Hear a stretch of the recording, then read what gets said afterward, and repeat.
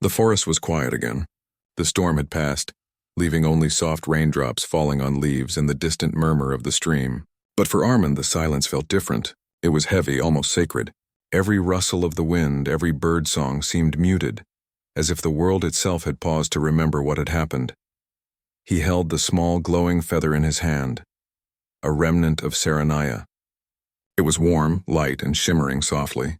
He didn't want to let it go, but he also knew it was not just a feather. It was a connection, a memory, a symbol of everything they had shared. Armand sat near the stream for a long time, staring at the stars.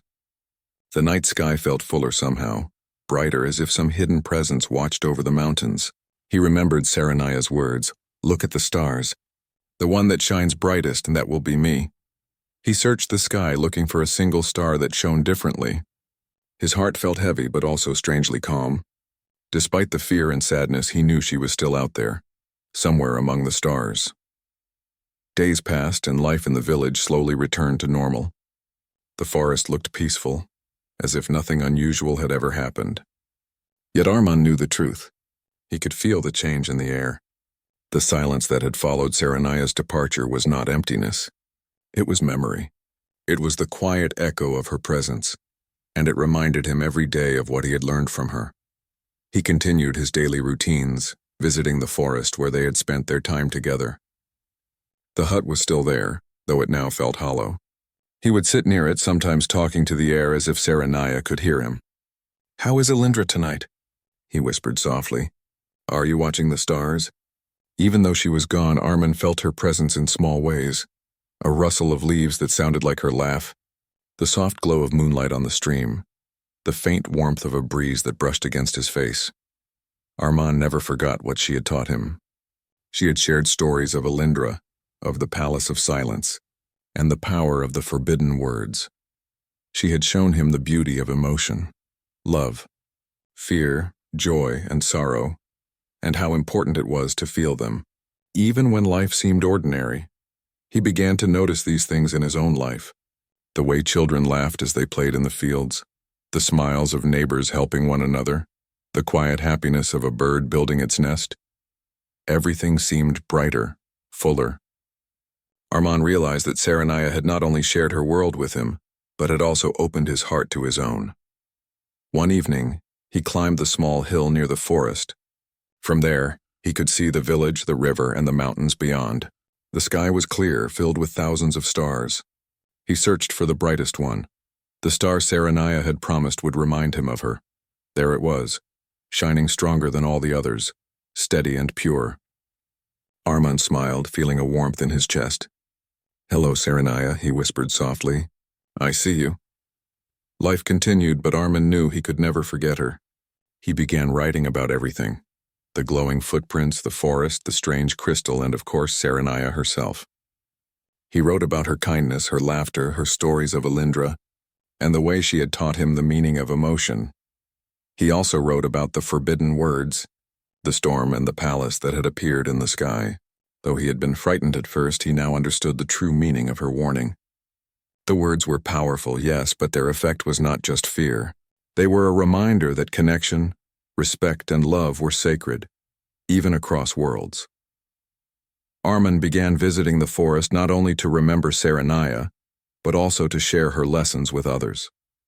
He told the villagers about the small wonders of nature, the importance of feeling and understanding, and the magic hidden in the quiet moments.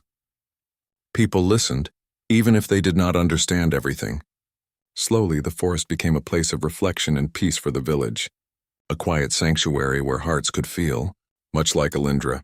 Sometimes late at night, Armand would sit by the stream, the feather in his hand, and whisper to the stars. He would tell Serenaya about his day, about the simple joys, about his small successes, and even about his struggles. It felt as though she was listening, guiding him with her presence, glowing softly somewhere far above. Months passed. Seasons changed.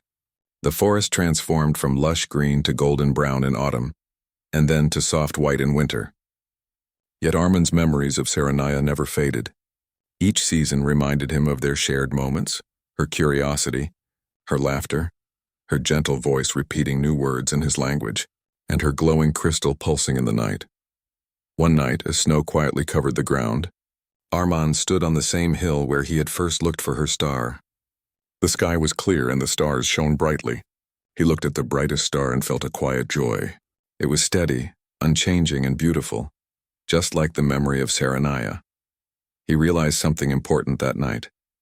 Though she had returned to her world, her lessons and her presence remained with him. The palace had fallen silent, yes, but the silence was not empty. It was full of love, memory, and understanding. It was a gift, a way for him to carry her world in his heart forever. Armand smiled, holding the glowing feather carefully in his hand. "Thank you, Saranaya," he whispered softly, "for everything." The wind rustled gently through the trees, carrying a faint, soft glow. For a moment it felt as though someone had answered him, not with words but with light, a reminder that she was still out there, watching, smiling, and remembering him too. He took a deep breath, letting the forest, the stars, and the quiet embrace him. Life would continue, but he knew it would always be brighter because of her. He had learned that connection, care, and love were stronger than distance, stronger than worlds apart. The forest was calm, the stars twinkled like tiny crystals, and Armand felt a deep peace in his heart. The palace had fallen silent, but in that silence, something extraordinary remained: memory, love, and the faint, magical presence of a princess from the stars. And as he walked home through the quiet forest holding the feather close, he whispered one last time to the night, "Goodbye, Saranaya, until we meet again." The brightest star above seemed to shine just a little stronger, as if it had heard him.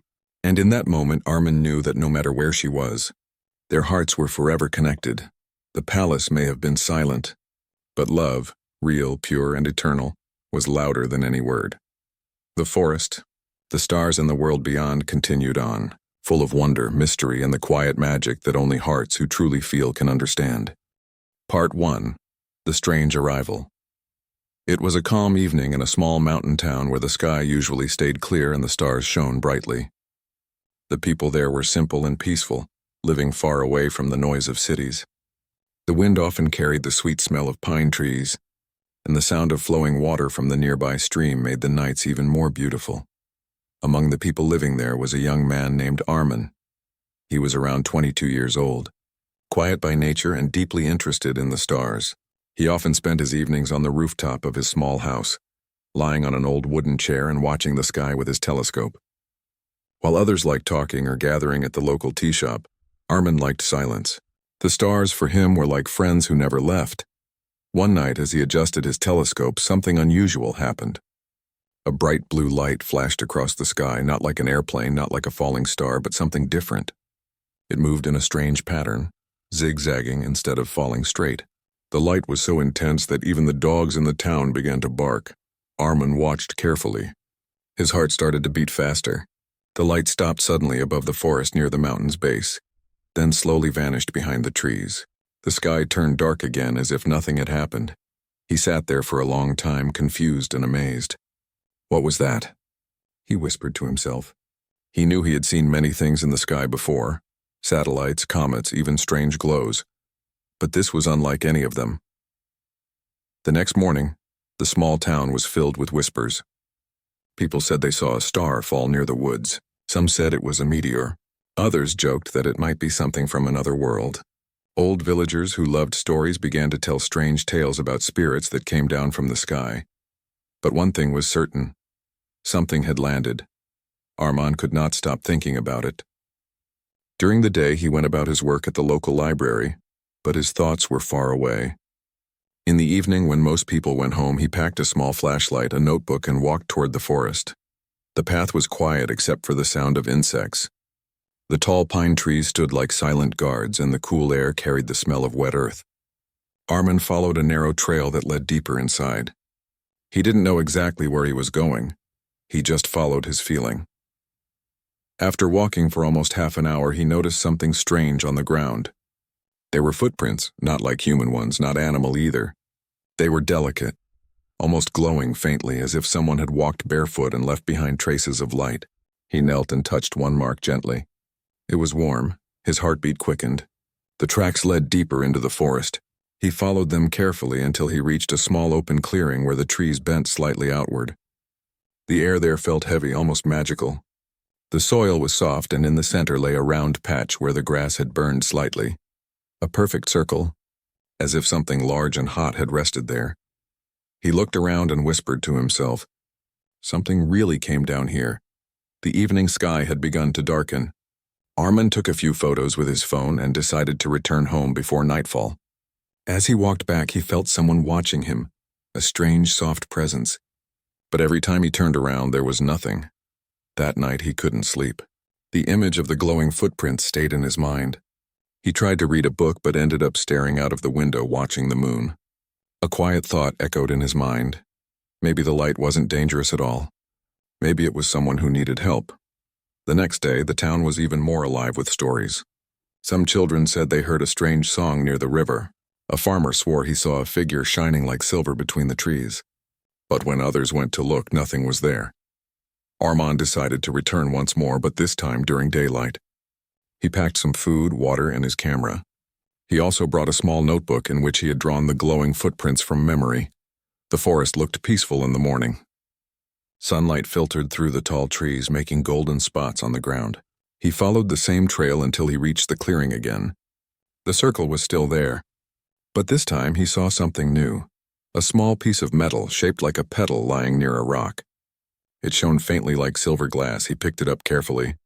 It was light, almost weightless, and when the sunlight hit it, it produced a soft blue glow. Armin's eyes widened. "What are you?" he whispered. Suddenly he heard a soft sound and like a sigh. He froze. It came again from behind a nearby tree. Armin turned slowly, trying not to make noise. There, standing a few feet away, was a girl. She looked around his age, maybe a little younger. Her skin was pale with a soft glow, and her eyes looked like they held stars inside them. Her clothes shimmered like light fabric woven from glass threads. She looked lost, frightened, and weak. For a few seconds, neither spoke. The forest around them was silent. The girl took a small step back, as if scared of him. Armin raised his hands gently. "It's okay," he said softly. "I won't hurt you." The girl looked at him strangely, as if trying to understand his words. She opened her mouth and spoke, but her voice was quiet and filled with pauses. "No, hurt. Please." Her words were broken, but the emotion in them was clear. Fear. Armin's heart softened. "You're safe," he said again, pointing to himself. "Armin." Then he pointed to her, asking, "You?" The girl hesitated and then said a word so softly that it was almost carried away by the wind. "Saranaya." Armin repeated it gently. "Saranaya." She nodded, eyes filled with tears of relief. In that moment, he realized she wasn't just a stranger. She was something far beyond his understanding. But she was also lost, alone, and in need of help. As they stood there in the sunlight, surrounded by the quiet forest, a strange peace filled the air. Armin didn't know it yet, but his life had just changed forever. The stars he loved so much had finally come down to meet him, in the form of a trembling girl from another world. And far above them, hidden behind the clouds, something bright and watchful waited, as if the universe itself was holding its breath. The forest, for a long moment, neither Armin nor the strange glowing girl spoke. The forest was silent, and even the wind seemed to stop. The girl looked weak, almost frightened, as if she had traveled a long way and lost all her strength. Her eyes were full of wonder and fear at the same time. Armin slowly stepped forward, but he made sure not to scare her. "It's okay," he said softly. "You're safe here." He pointed to himself again. "I'm Armin." The girl blinked and whispered in a gentle, broken voice. "See, Ranaya." The name sounded musical, almost glowing in the air. Armin repeated carefully. "Saranaya." She nodded once. He noticed her hands were trembling slightly. Her clothes, if they could be called that, looked like soft silver fabric that flowed with her movements, shining faintly. Her hair was long and had a color he couldn't describe, sometimes silver, sometimes golden when light touched it. She looked human, yet something about her felt otherworldly, like she belonged to a world made of light. Armin took out his water bottle and held it out to her. Saranaya looked at it with curiosity, then took it carefully and drank a little. She seemed surprised by the taste of plain water, smiling faintly for the first time. That small smile made Armin's heart feel warm. "Are you lost?" he asked. She looked up at the sky, then back at him, and said in a slow, broken accent, "Not lost, broken. Home." Armin didn't understand at first, but then he realized. She meant her home was broken. Maybe something happened to her ship or whatever had brought her here. He pointed toward the forest and said, "You came from there?" Saranaya nodded. "Light, fall ship, sleep." She touched her chest lightly. "I wake alone." It was hard for her to speak, but she was trying. Her words came slowly, like someone learning a new language. Armin understood enough. Her ship had fallen, she had been unconscious, and now she was stranded. "Don't worry," he said gently. "I'll help you." Saranaya looked at him for a long time as if she was trying to see inside his heart. Then she nodded slightly. Armin helped her walk to a safer part of the forest. She was weak, so he guided her to an old wooden hut that hunters sometimes used in winter. It wasn't much, but it had a roof and dry floor. He gave her a blanket from his bag and some bread. She held the bread carefully as if it was something precious. "Warm," she said softly. He smiled. "Yes, warm." She smiled back faintly and began to eat slowly. That night, Armin stayed nearby. He built a small fire outside and kept watch. He didn't want anyone from the town to come searching here. He wasn't sure what would happen if others saw her. They might panic or worse, try to harm her out of fear. When he looked inside the hut, Saranaya was sitting quietly near the window, staring at the stars. Her eyes looked distant and sad. "Do you miss home?" he asked. She nodded slowly. "Home." Far sky, closed. He felt a wave of pity for her. She was alone, far from her world, and probably didn't even know if she could go back. Then she said something that made him pause. "Your world?" Armin smiled a little. "Yes, it can be loud sometimes." She tilted her head. "My world? Quiet, silence, power." He looked at her curiously. "Power?" She nodded. "In my home." Silence sacred, palace quiet, word strong. Her tone grew serious. Some words. Forbidden. Armin didn't understand fully, but he could feel the emotion behind her words. "Forbidden words?" he asked softly. She nodded again, eyes darkening. "If spoken." "Stars here, worlds break." Her voice trembled slightly as she said it. Armin could tell she wasn't joking. To her, this wasn't just a belief, it was truth. He said quietly, "I won't say them." Saranaya's lips curved into a small smile, the first warm one since he met her. "Good," she said. "Promise, I promise," Armin replied. That night, while Saranaya rested inside, Armin lay outside under the stars. His mind was full of questions. Who was she really? Was she truly from another world? Her language, her clothes, her glow, and all of it seemed unreal, yet she was right there, breathing and speaking beside him. He thought about how calm her presence felt, even though everything about her was unknown. There was no fear, only curiosity and a strange sense of connection. When morning came, the sunlight entered the hut softly. Saranaya was awake, sitting cross-legged and holding a small crystal-like device that she had taken from her clothes. It emitted a faint hum. Armin asked, "What is that?" She looked up and said, "Heart of ship, broken, need fix." He leaned closer. "Can I help?" She hesitated. "Not yet. Need energy. Sky power."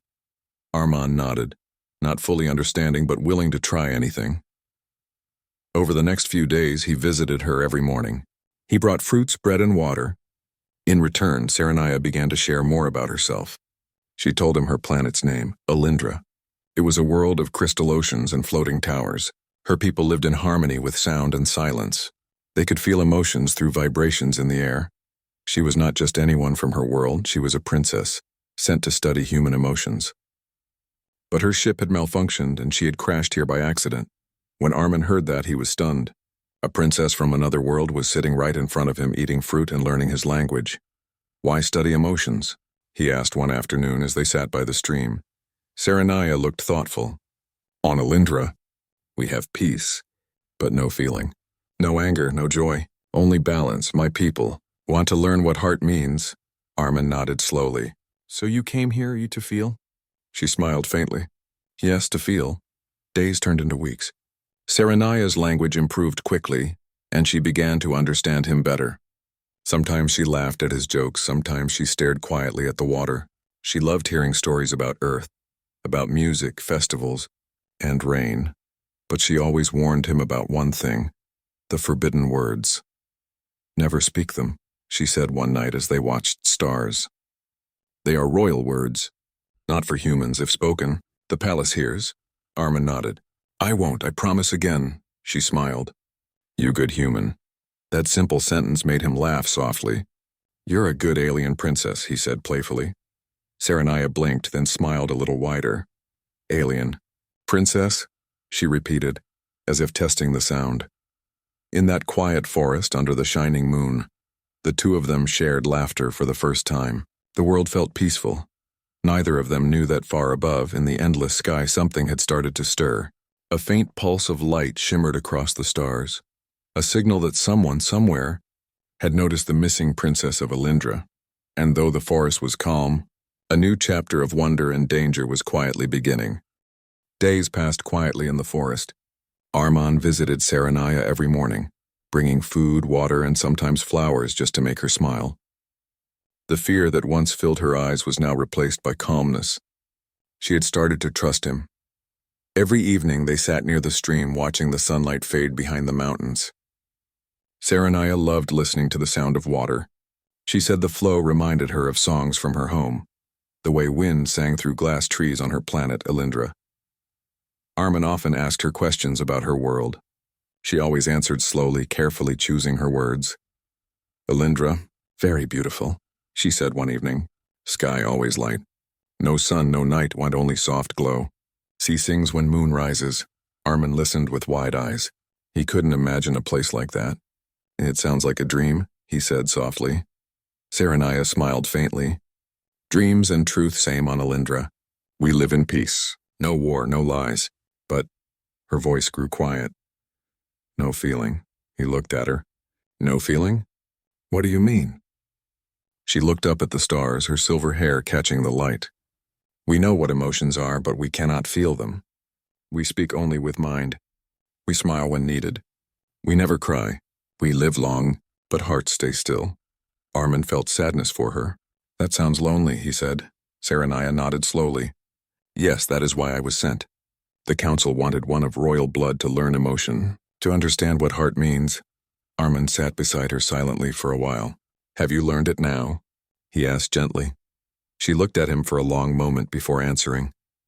"I am learning." The way she said it made Armin's heart beat faster.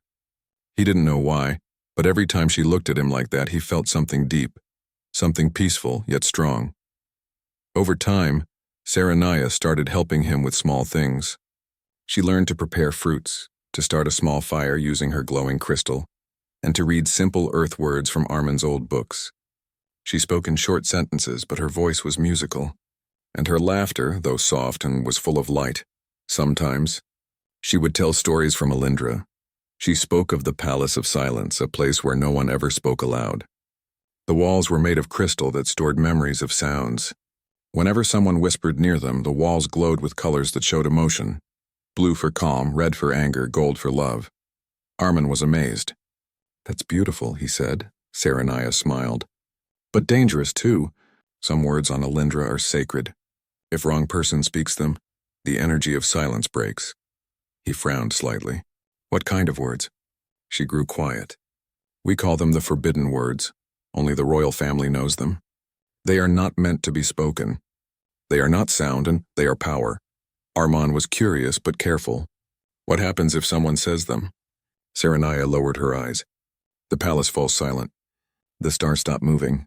The bridge between worlds opens, and everything changes. Her voice trembled slightly, and he could tell the thought frightened her. "I see," he said softly. "Then we should never speak them," she nodded. Never. That night, when Armin returned home, he couldn't stop thinking about it. Forbidden words, a silent palace, a world without emotion. It all sounded like something from a legend. But Saranaya wasn't lying. Her honesty was pure. He began writing everything in his notebook, what she told him about her planet, her people, and their silence. He wanted to remember every word. The next morning, when he went back to the forest, he found Saranaya sitting near the stream with her crystal device.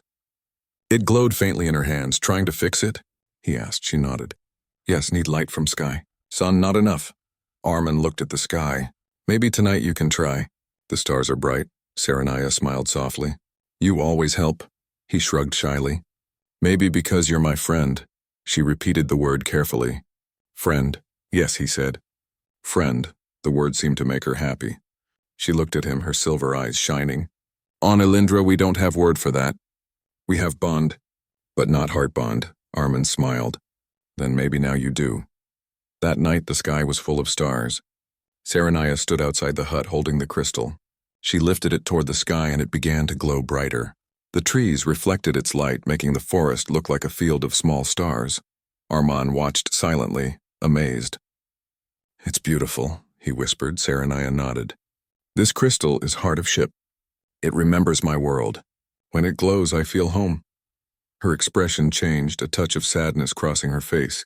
But home may not find me now. Armin stepped closer. Maybe we can fix it together. I'll help you, Saranaya. You're not alone here, she looked at him softly. You care. Yes, I do. She hesitated as if those words touched something deep inside her. On Elindra, we learn about care, but we don't feel it. Now I feel. It is warm, Armin smiled. That's what humans call emotion. Saranaya looked up at the stars again. Then emotion is light that lives inside heart? He nodded. Exactly. She closed her eyes and whispered. Then I want to keep it. From that day on, Saranaya changed. She smiled more often, asked about human life, and even tried to hum songs Armin taught her. Sometimes she laughed when she didn't understand a joke, simply because she liked the sound of laughter. But not all nights were peaceful. Once, Armin found her standing outside in the dark, trembling slightly. The crystal in her hand glowed too bright, pulsing like a heartbeat. What's wrong? He asked quickly. She looked frightened. They are calling. Who? My people. They search for me through stars. If they find me, they will take me back. Armin's chest tightened. He didn't want her to leave, though he didn't say it aloud. Do you want to go back? She looked down. I don't know. I was meant to learn emotions, but now I don't want to forget them. Her words echoed in his heart. Maybe, Armin said gently, you can teach your people what you've learned. Saranaya smiled faintly.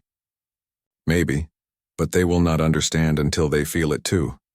She looked at him with deep emotion. You make me understand feeling. The air between them felt soft and full of light.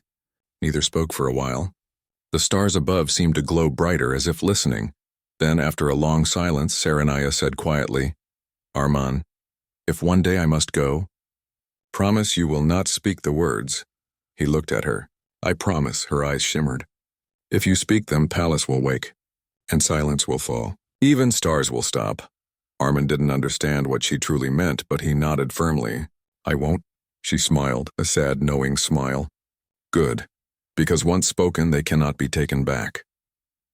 That night, after Saranaya fell asleep, Armin sat by the dying fire, watching the stars through the trees. A strange feeling filled his chest, a mix of wonder, fear, and something he couldn't name.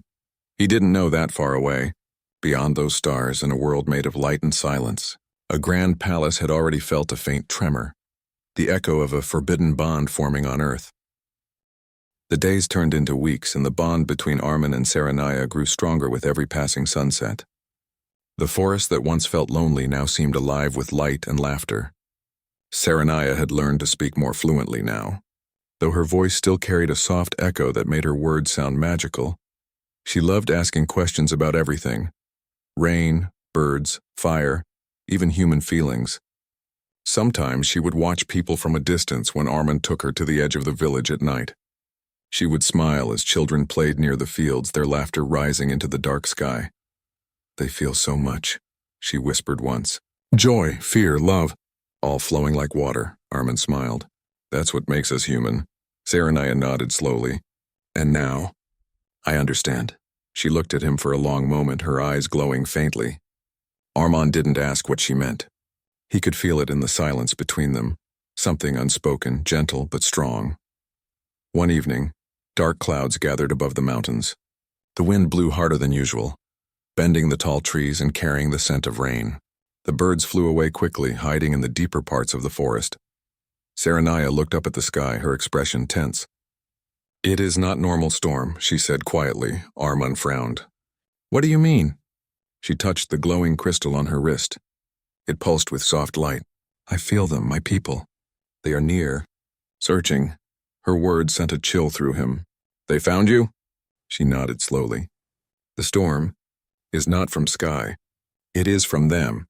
They open bridge between stars to find me. Armand looked at her, torn between fear and sadness. Will they take you back? If they find me, yes, she whispered. And I will forget. My memories will be sealed. I will not remember Earth. I will not remember you. Her voice trembled slightly. Armand stepped closer. No, you can't forget. We can hide. They won't find you. Saranaya shook her head softly. You don't understand, Armand. The Alindran Guardians can feel my energy anywhere. When they come, silence follows. The wind grew louder and lightning flashed far away in the sky. The first drops of rain began to fall, soft but cold.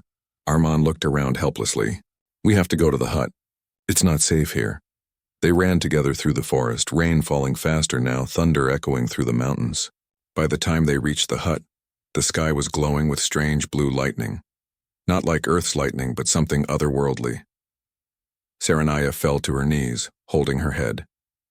They are calling my name. Her crystal flickered wildly, and strange symbols appeared in the air, glowing around her. Armand knelt beside her. What can I do? Tell me. She looked at him with tears in her silver eyes. Nothing, just stay. Stay with me. He held her shoulders gently, feeling her trembling. I won't let you go. The storm roared outside, and for a few seconds everything was covered in flashes of light. Then, in the middle of it all, Saranaya whispered something in her language. Soft, almost like a song. Armand didn't understand, but he repeated the sound quietly, thinking it might comfort her. The moment the words left his lips, the world stopped. The wind froze mid-blow. The rain hung in the air like glass beads. Even the thunder went silent. Saranaya's eyes widened in shock and fear. She stared at him as if he had done the impossible. What did you say? She whispered. Armand blinked. I just repeated what you said. Her face turned pale, her hands shaking. No, you said them. The forbidden words. He stepped back in confusion. What? I didn't know, but before he could finish, a deep humming sound filled the air. The ground trembled slightly, and a beam of silver light burst through the clouds above the forest. Saranaya's whole body glowed as if the light had found her. The symbols around her crystal became brighter. Her voice broke as she said, You spoke the royal words, Armand. Only my kind can speak them. The universe heard you. What does that mean? He asked, terrified. She looked up, her eyes full of sorrow. It means the bridge between worlds is open now. The palace knows. The hut shook as another flash of silver light fell from the sky. It wasn't lightning. It was something else, something alive. The air felt heavy and full of whispers. Saranaya fell to her knees again. Her glow was fading. The palace falls silent now. Armand knelt beside her, holding her shoulders. Tell me how to fix it, please. She looked at him, tears running down her face like tiny crystals. There is no way. The forbidden words are not sound, they are command. You called my world, her voice trembled. They will come for me now. Outside, the storm turned calm again, too calm. The silence was so deep that Armand could hear his heartbeat echoing in his ears. The silver light in the sky slowly shaped itself into something large. A palace-like image made of light and stars, hovering above the clouds. The Palace of Silence, Saranaya whispered. It has awakened, Armand stared in disbelief. The palace looked like it was made of glass and stars floating peacefully, but its beauty was frightening. Every time it glowed, the forest below grew quieter. He looked at Saranaya. Is it angry? She shook her head weakly. Not angry, sad. The silence means farewell. Armand's chest tightened. You're leaving, aren't you? She nodded slowly. The words you spoke connected our worlds, but they also broke the rule of silence. Now they must take me back to restore balance. He felt his eyes sting with tears. I didn't mean to. She placed her glowing hand gently over his lips. I know, your heart spoke, not your mind. The palace heard love, not danger. Her touch was warm, gentle, fading with every second. The silver light around them grew stronger. Saranaya looked up, her voice soft. When I go, don't be sad. Silence is not the end. It is memory, Armand could barely speak. Will I ever see you again? She smiled faintly. Look at the stars. The one that shines brightest, one that will be me. The light around her grew so bright that he had to close his eyes. He felt the air hum softly like a song made of wind. When he opened his eyes again, she was still there, but fading, her form turning to silver mist. Her last words echoed gently. The palace fell silent. Because I heard your heart. Then she was gone. The rain began again, but quietly this time. The storm had ended. The hut was still. Only a faint shimmer of light remained on the ground where she had stood. Armand picked it up in a small, glowing feather light as air. He looked up at the sky. The silver palace was slowly fading back into the stars, until only the quiet night remained. Armand stood there for a long time, drenched in rain, but lost in silence. The forest, the air, the earth, everything felt changed. He whispered softly to the night, Serenaya, and somewhere far away a faint voice seemed to answer through the silence, Armand. The stars above flickered once, and as if they too remembered,